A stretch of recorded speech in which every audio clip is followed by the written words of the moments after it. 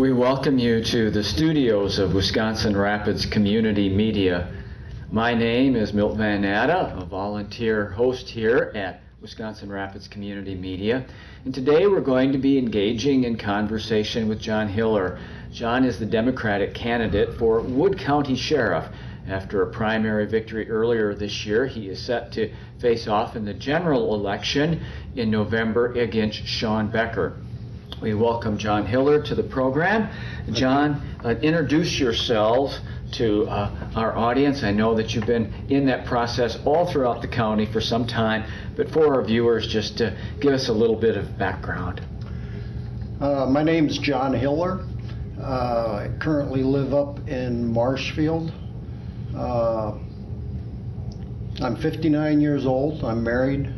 I've got 3 kids, all gone on their own. I'll just start out with a little brief history. I went to the University of Wisconsin, Stevens Point, got an economics degree. From there, I went active duty in the U.S. Army. Achieved the rank of captain and did some command positions. Then I separated from the Army and wanted to get into law enforcement. Indianapolis was hiring at the time, so I went to Indianapolis, Indiana. I stayed in Indianapolis for 5 years, and during that time I also served in the Indiana Army National Guard. Then I moved back to Wisconsin and started looking for jobs within the state and within the county. I was on the Wood County Reserves for 2 years. I worked part-time at the Stratford Police Department and then was hired full-time with the Sheriff's Department. A year and a half ago, I retired from the Sheriff's Department and am currently now trying to run for sheriff. And that begs the question, John. What motivated you? What was the impetus that put you into that sheriff's race? That's a lot of time, a lot of energy, a lot of money. It's a big commitment to run for an important office. Why'd you jump in? I think I jumped in probably I want to see change within our department. Having spent 20 years on the Sheriff's Department, I've seen, and over those 20 years, I've seen changes that need to be made to improve the department and make not only the workplace a better place, but make the county a better place, safer place. Okay. One of the things, John, that I've long been curious about is that the Wood County and all the counties in Wisconsin, of course, the sheriff's position is a partisan office. We have a Republican running against the Democrat. How does that have any impact on the job? You're on the Democratic ticket. You get elected in November. You step in on that first day. How does your partisan alignment influence your duties as sheriff? On day one, and I've said this throughout the campaign, I don't believe the sheriff's office should be partisan. I think it should be nonpartisan. The sheriff should owe no political allegiance to either party or any party. I think on day one, the sheriff should go into office and run the sheriff's department non-political. So I call myself an American, not a Democrat or a Republican. Politics has no place in law enforcement. Okay. So after being in the department for a nice long run, what's on your list? What would you tackle on that day one? How do you prioritize? You mentioned there's necessary changes. How would you prioritize what those necessary changes are, John? Number one would be attention to the Wood County Jail. We've had 5 deaths within the last 2 years, give or take months. That's always been debatable, and issues have arisen. 5 deaths in the jail and several attempt suicides. That has to be attention goal number 1.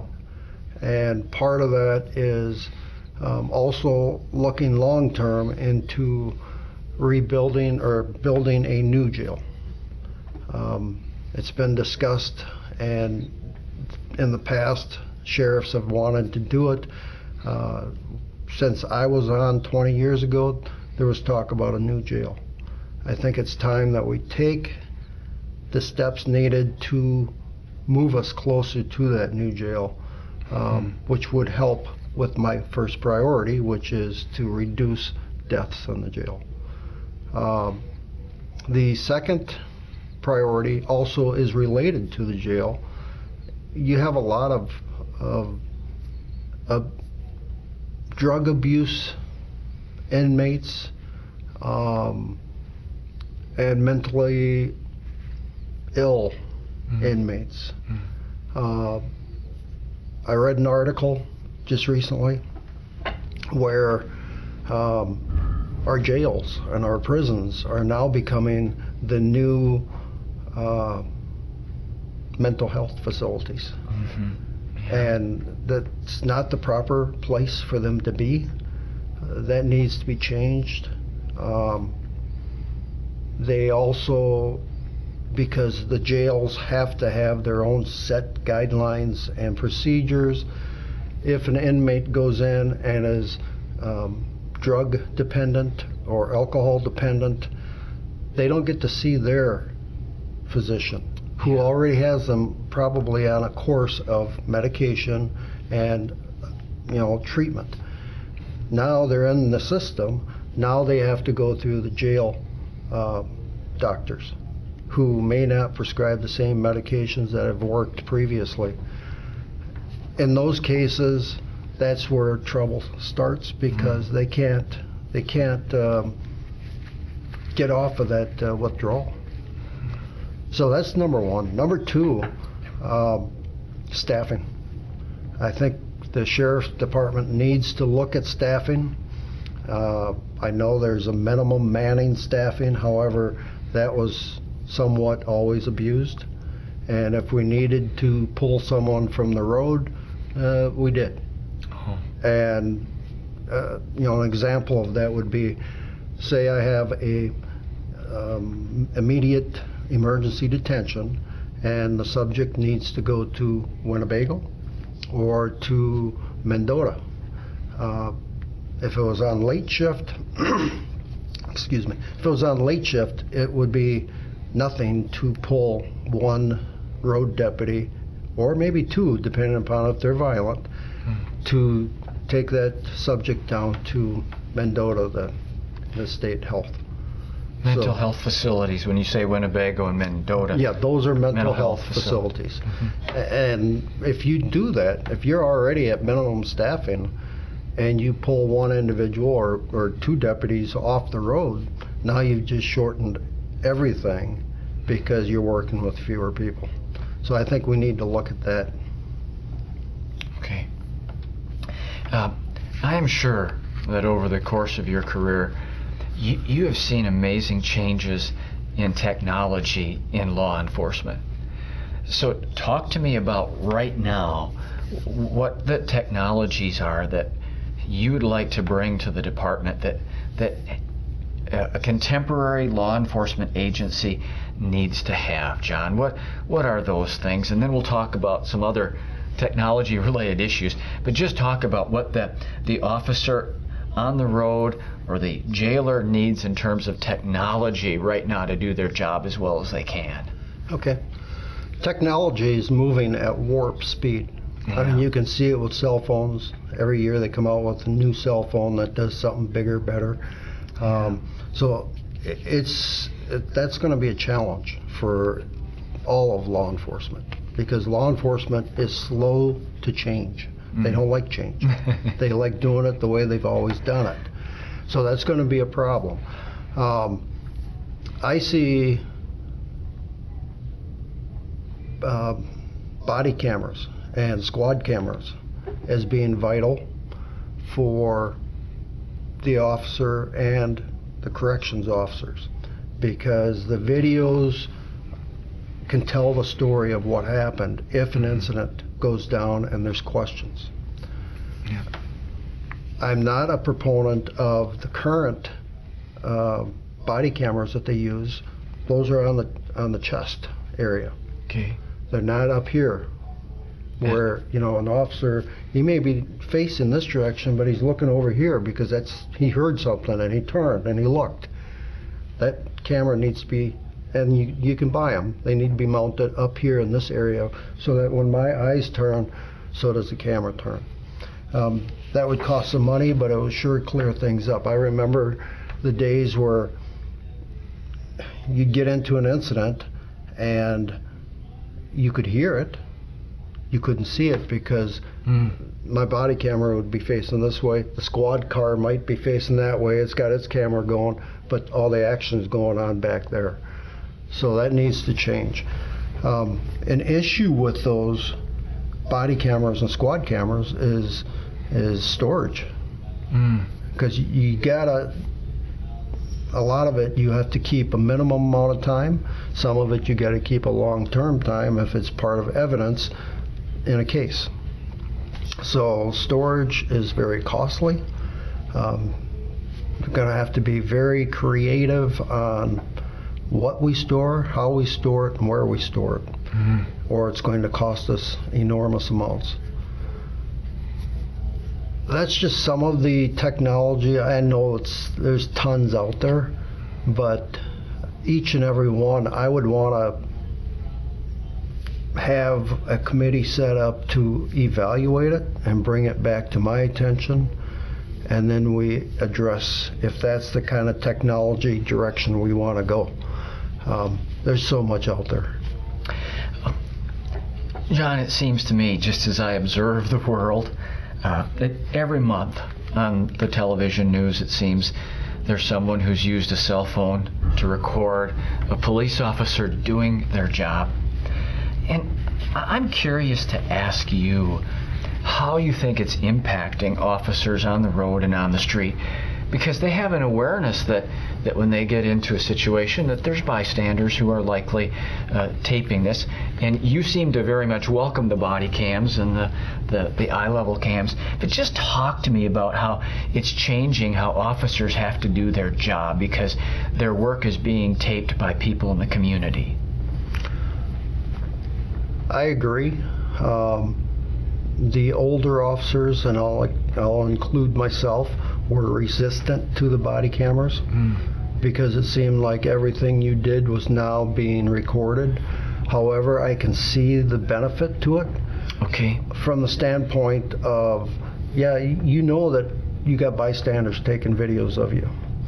You also know that if something bad happens and the media gets a hold of it, they're going to show that 15 seconds. Yeah. Just a tidbit of what happened and not show the whole story, which is not fair to the officer because you're not understanding what went down. With the squad cameras and the body cameras, at least you have your side to say this is the whole story.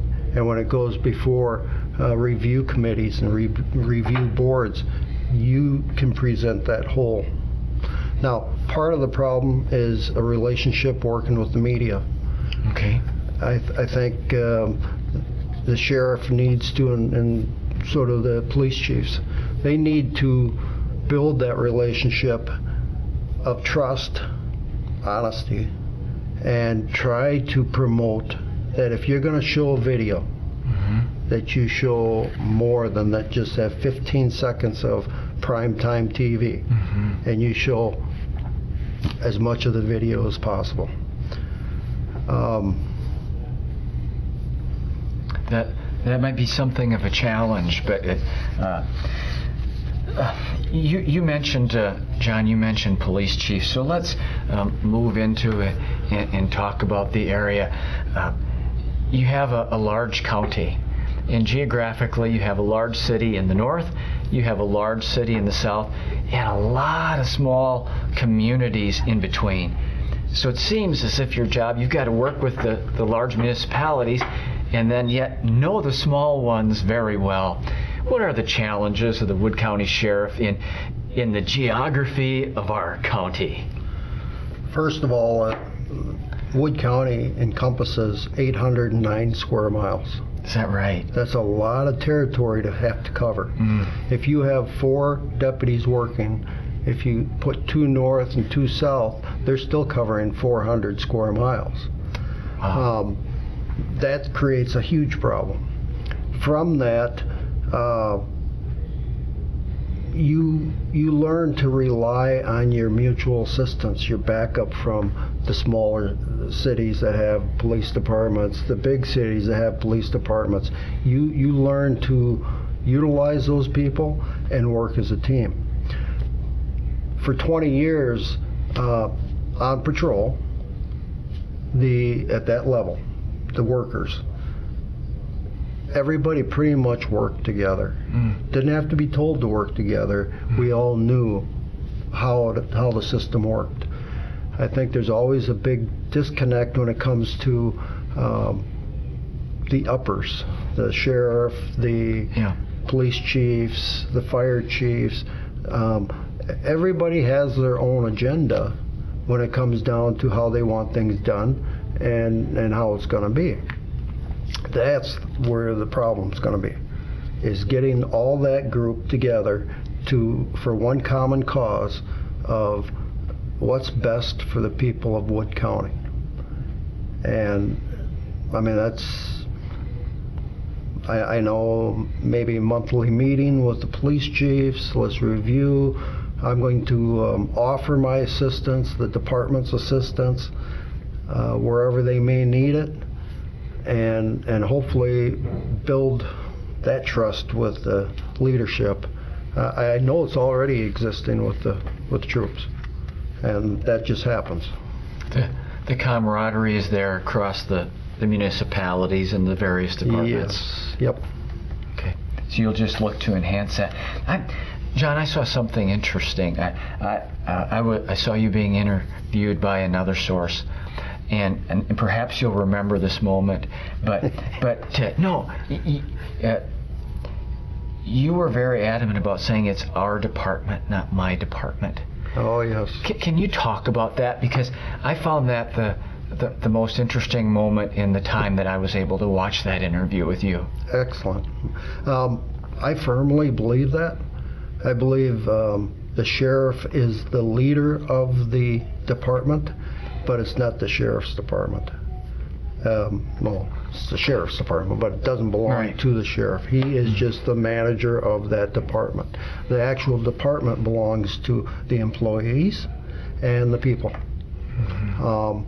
So that's why I'm a very democratic type leader, where I like to include and get my employees to work towards the common good, which is the safety of the public. And the more you can involve those employees, the more they buy into the program. Probably the last 10 to 15 years of my career, you could slowly see that dwindling. Okay. So and we are getting away from any kind of employee involvement. The current sheriff, he had a whole different leadership style, and I think that weakened the department by those employees not feeling a sense of ownership of that department. So yeah, I am huge on let's get people involved. John, tell me what the scope is, because I think mistakenly we sometimes think of the sheriff's department as limited to officers on the road and street, and the jailers. I'm hearing from you, it's a lot bigger group of people than that you have to lead and bring together. What's the scope of the department? The sheriff is the only elected law enforcement position. So the scope, the main function of the sheriff is that county jail. Okay. And maintaining the prisoners in the county jail by statute. Of course, then you have patrol duties, investigation duties outside of the incorporated cities, and that's also your job. The sheriff needs to serve all court papers, do foreclosures, evictions. So there's a lot of different jobs that have to take place in the sheriff's department. I personally believe the sheriff also, because he is the elected law enforcement official in the county, he must be the leader to get all of law enforcement and emergency services together, again, for that common cause of the safety of the public. Okay. It was interesting. John and I visited for a few moments before we roll the cameras, and from the outside, it might seem as if one of the big issues would be the drug problem that we hear about in our area, in a lot of rural areas.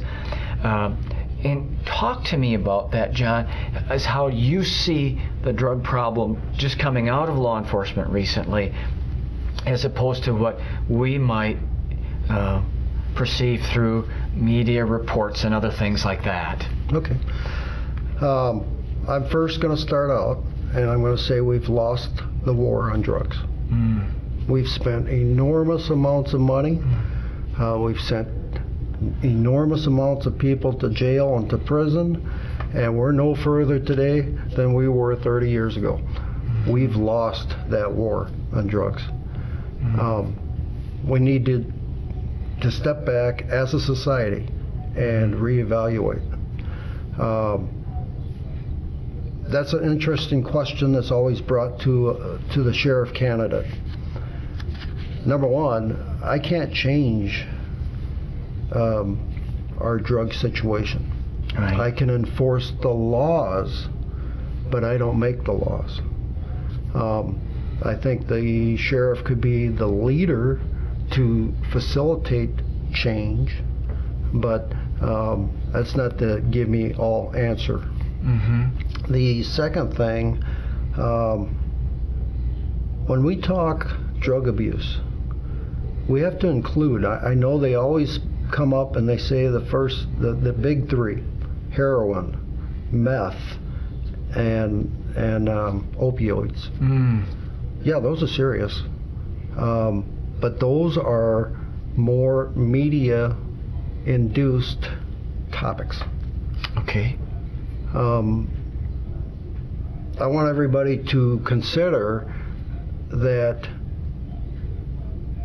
all prescription drugs are starting to be abused. They're stolen, they're sold. Yeah. And worse yet is alcoholism. In my 25 plus years in law enforcement, the number one drug that created the most problems for law enforcement and the most problems for society was alcohol. I'll bet you, and I'm just throwing a number out, 90% of the calls, serious calls, that we go on in law enforcement have some factor of alcohol involved, be it the drunk driver, the serious auto crash, the domestic. It's endless. Although society still favors and looks upon drinking as acceptable. Deeply ingrained social factors involved there. Right. So that's an area that has to be looked at. But I'd like to spin off that real quick and say, absolutely. The main topic, when I'm out and talking to the public, or if the public approaches me, the main topic is never the drug problem. These people all have their individual problems that affect their individual daily life. And it could be the gentleman that's doing the Jake break-in at 7 o'clock in the morning. It could be, I've got constant speeders going by my house, nothing gets done. It's the neighbor that's shooting his gun off. There's everything but the drug problem. Now, I have heard from people that they bring it up, but it's not general. It's specific. They're going, yeah, my neighbor 3 houses down, they're dealing. And yet I report it and nothing happens. That's the part of the drug issue that we should be discussing, because that affects their daily life. So as you've met and talked with voters around Wood County now for a few months, what have you learned? What has surprised you? What things have you learned that go, wow, I don't know that I really expected that? The number one surprise was the fact that the general overall questions of how's this going, what do you think about that, are not what people are thinking on their minds. It falls back to those, here's my problem. And I've been approached by tons of people, and every person's got a separate individual problem. That something didn't go right, and they reached out to the sheriff's department, and nobody helped them. Almost a variation on that old saying, all politics is local. Yes. You know? Yes, and I agree. Yeah, my relationship with the sheriff's department is very pertinent to my context, my life. Yeah. Well, generally in law enforcement, the people, we don't want to see you unless we need you. You know, if I'm driving, I'm speeding a little bit on the highway, I don't want you to stop me. But if I crash, now I need you, I want you. So that's the perception that people have. Let me ask a question that comes to mind from our conversation.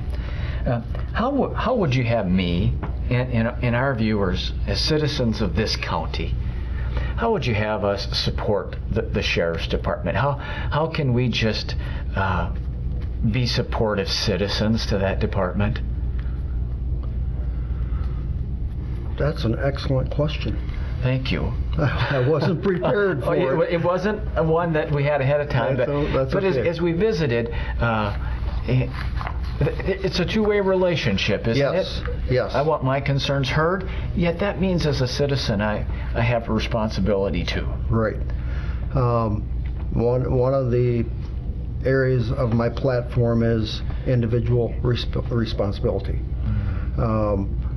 I personally, in 20 years, 25 years, 20 years on the sheriff's department, I always wanted voluntary compliance, and instead of having to push it to the next level, which is citations or being arrested.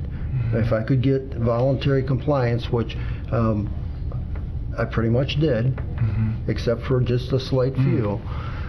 But I think I'll answer part of your question by, I have this idea, and we're probably going to get to it later, but I'll say it real quick now. I call it the Sheriff Andy Project. And it refers back to Andy Griffith when he was playing the sheriff in the small town, and how he handled business, and everybody knew the sheriff, and the sheriff knew everybody. I want to focus on getting my deputies out in the public and I know some are doing it right now. I could name some names, but I won't. And anybody and everybody knows these individuals because they were always approachable, and they just took the time to talk.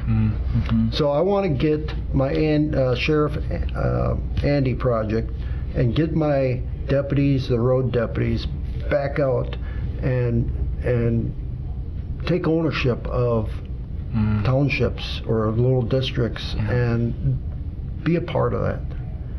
And I think building that common relationship, getting to know people's names is huge, because now I can say, Milton, you let me down. Yeah. And that takes more effect against you than if I just come up and say, you shouldn't have done that. Yeah.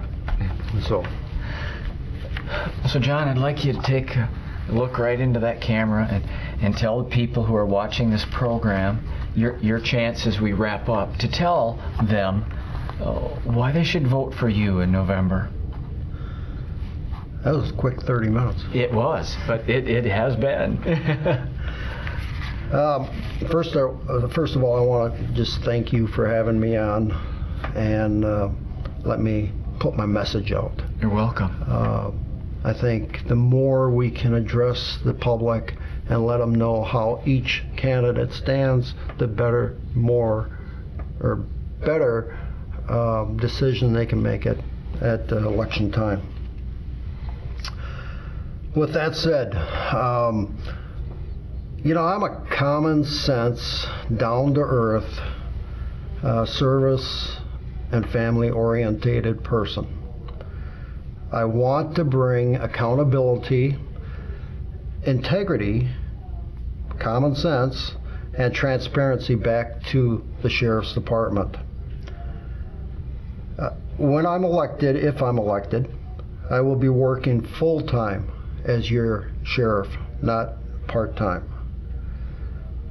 I will involve my employees, my deputies, I will involve them into the department and make them a source of experience and information to make the department better than what it was. I will address the need for a new jail. Again, I'm going to bring those employees with the experience and the training, I'm going to bring them together and come up with ideas to pay for financing this new jail. That always seems to be the problem. No money, no money. And taxpayers don't like spending money. But there are creative ways that we can do it. I'm going to make the Wood County Sheriff's Department a catalyst, a launching point for all of the emergency services in the county, to include the city police departments and those individuals, and have everybody work together for the common cause of the safety of the public. I touched on the fact, my Sheriff Andy project, that is to bring those deputies back out into the communities. They got numerous names for doing that. I call it the Sheriff Andy project because those that remember the show can kind of picture what he did and how he did business.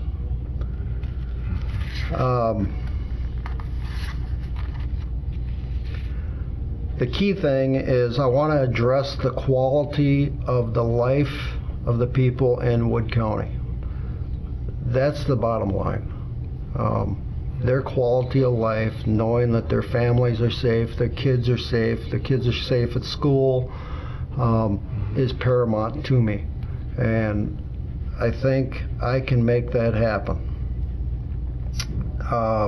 The last thing, I want to keep and retain our current employees. There's been a huge influx of employees leaving the department. I want to bring that back, bring some of those individuals back so that we're properly staffed to continue our mission. With that said, I ask all county voters, no matter if you're Democrat, you're Republican, you're Green Party, whatever party you are, I ask for your vote on November 6th. And you can consider me as an American, not a political office seeker. Thank you. And thank you, John. That's John Hiller. He is running for Wood County Sheriff, and his name is on the Democrat side for the general election in November against Sean Becker. And we have enjoyed this conversation, and we look forward to you joining us for more programs on civic issues just like this one. You're watching Wisconsin Rapids Community Media.